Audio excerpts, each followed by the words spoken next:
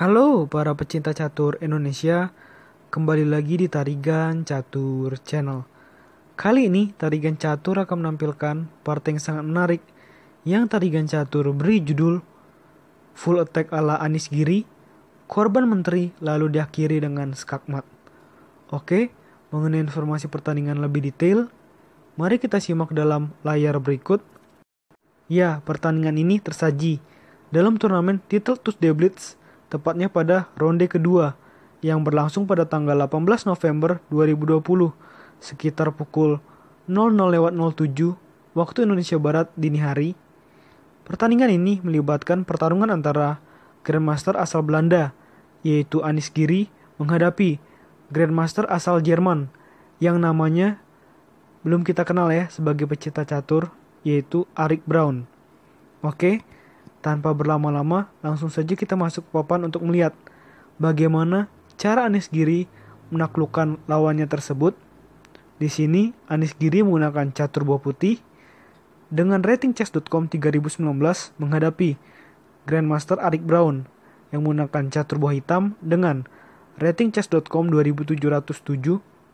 Dan di sini, Anis Giri memulai permainan dengan pion menuju D4 dan kuda F6 sebagai balasan hitam. Dan ini membuat permainan ini masuk dalam pembukaan Hindia. Pion C4, pion E6, kuda F3. Nah, pembukaan Hindia masuk dalam variasi anti-Nimzo Indian atau anti-Hindia Nimzo ya. Pion D5 dan balasan dari putih adalah kuda menuju C3.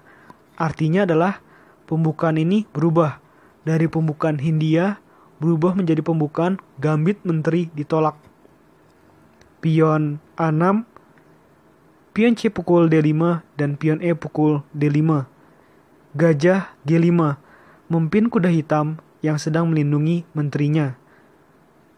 Gajah E6, pion E3, kuda B menuju D7, gajah D3, pion H6 mengancam gajah putih dan gajah putih mundur ke petak H4, tetap mempertahankan tempatnya pada petak diagonal H4 hingga D8, sehingga karena hitam risih dengan situasi seperti ini, maka hitam melakukan langkah pion menuju G5 mengancam gajah putih sekaligus ada tempo untuk menempatkan pion satu gajah di petak G7 ya oleh hitam, sehingga gajah putih mundur ke petak G3 dan kuda H5. Kita lihat pion-pion hitam dan salah satu perwira hitam yaitu kuda sudah menyerang ya ke pertahanan sayap raja dari putih.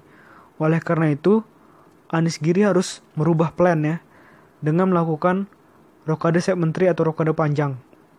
Dan di sini balasan dari putih adalah dengan menteri menuju C2, pion C6, rokade panjang oleh putih, dan kuda pukul gajah di G3, pion H pukul G3, gajah G7, raja B1 menempatkan raja putih di petak yang lebih strategis. Menteri E7, kuda D2. Jadi jelas di sini karena kemungkinan besar hitam akan melakukan rokade sayap menteri. Oleh karena itu perwira-perwira putih diarahkan oleh Anis Giri untuk menyerang ke tempat di mana kemungkinan besar raja hitam akan melakukan rokade sayap menteri.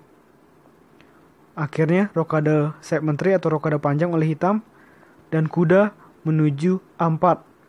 Menteri D6, kuda B3. Kita lihat kuda-kuda dari putih sangat berbahaya ya. Raja B8 dan kuda B menuju C5. Ada dua maksud di sini, menempatkan kuda putih di petak yang lebih strategis dan petak yang cukup menyulitkan bagi hitam, dan juga mengajak pertukaran dengan kuda hitam. Apa balasan hitam di sini? Ya, dengan kuda pukul kuda di C5 dan kuda pukul kuda di C5. Raja pindah ke A7. Menteri A4. Kita lihat ini sudah sangat berbahaya bagi putih dan satu-satunya, atau maksudnya bagi hitam. Dan satu-satunya respon terbaik hitam di posisi ini adalah dengan gajah menuju C8. Kita kembali. Apa jadinya misalkan kalau hitam melakukan langkah sembarang? Misalkan hitam langkah sembarangnya adalah benteng menuju E8. Maka ini akan sangat berbahaya. Dengan gajah pukul pion, misalkan pion pukul gajah jelas, menteri pukul pion skak, dan setelah raja berpindah, menteri B7 skak mat. Ataupun juga jika gajah tidak dimakan, tetap ya, pertahanan dari di mana raja hitam berada akan tetap hancurnya sama.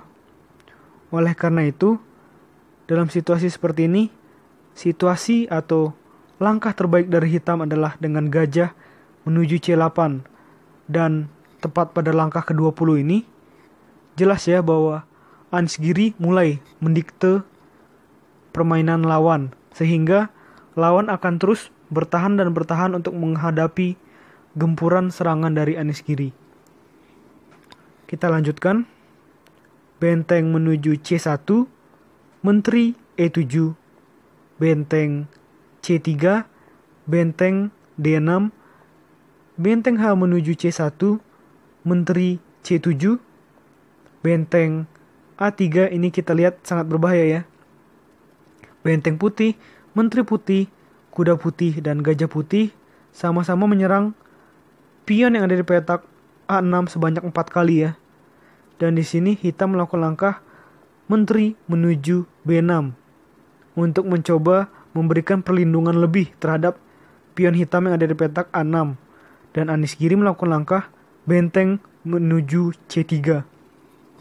Kita lihat semua perwira dari putih sudah sangat aktif untuk menyerang ke pertahanan di mana raja hitam berada. Benteng menuju E8 dan jelas di sini putih melakukan langkah benteng C menuju B3 mengancam menteri hitam. Menteri hitam pindah ke C7 dan coba di sini para pecinta catur sekalian menebak 3-4 langkah skakmat yang bisa dilakukan oleh seorang Anies Giri. Tadi sesuai dengan judulnya, langkah ini adalah ada korban menterinya dan juga diakhiri dengan skakmat. Dan ini ada dalam 3-4 langkah ke depan dari Anies Giri. Angka apakah yang dapat dilakukan Anies Giri untuk memenangkan permainan? Ya, pertama dengan gajah pukul pion di petak A6. Dan di sini hitam merespon dengan pion pukul gajah. Dan kita masuk ke langkah kedua. Langkah apa yang akan dilakukan oleh Anies Giri? Ya, disinilah Anies Giri melakukan korban menteri dengan menteri pukul pion skak. Dan setelah gajah pukul menteri, maka kita tahu ya apa satu langkah skakmat dari Anies Giri dengan benteng pukul gajah. Ya, kita lihat kombinasi serangan dari Anies Giri memang sangat luar biasa untuk mengalahkan Grandmaster asal Jerman ini. Oke, menurut Tarigan Catur video kali ini cukup. Nantikan konten-konten selanjutnya tetap di Tarigan Catur Channel.